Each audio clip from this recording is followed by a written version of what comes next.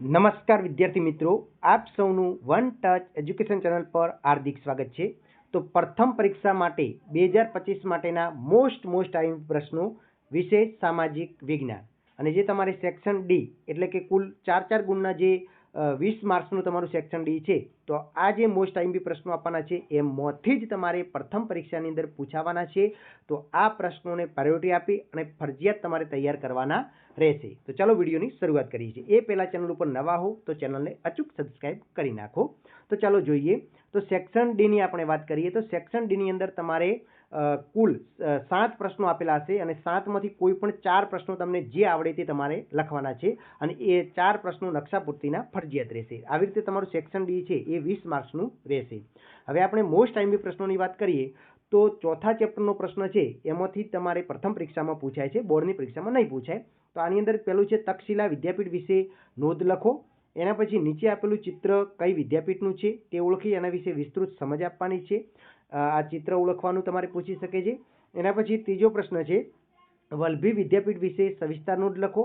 ચોથો પ્રાચીન સમયથી ભારતે વૈદિક વિદ્યા અને શલ્ય ચિકિત્સા ક્ષેત્રે અભૂતપૂર્વ સિદ્ધિ પ્રાપ્ત કરી છે, સમજાવો। આ 5મા ચેપ્ટરનો પ્રશ્ન છે।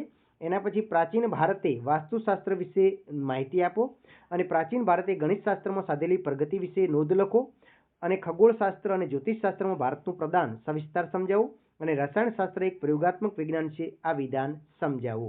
તો આટલા પ્રશ્નો તમારે 5મા ચેપ્ટરમાંથી તૈયાર કરવાના છે અને આ વખતે તમે જોવા જો તો આ શલ્ય ચિકિત્સા વાળો પ્રશ્ન ખાસ કરવાનો છે અને પછી ગણિતશાસ્ત્ર વાળો પ્રશ્ન અને એક તમારે ખગોળ અને જ્યોતિષશાસ્ત્ર, આ 3 પ્રશ્નોને વધારે પ્રાયોરિટી આપવાની છે અને બાકીના પણ પ્રશ્નો મોસ્ટ આઈએમપી છે।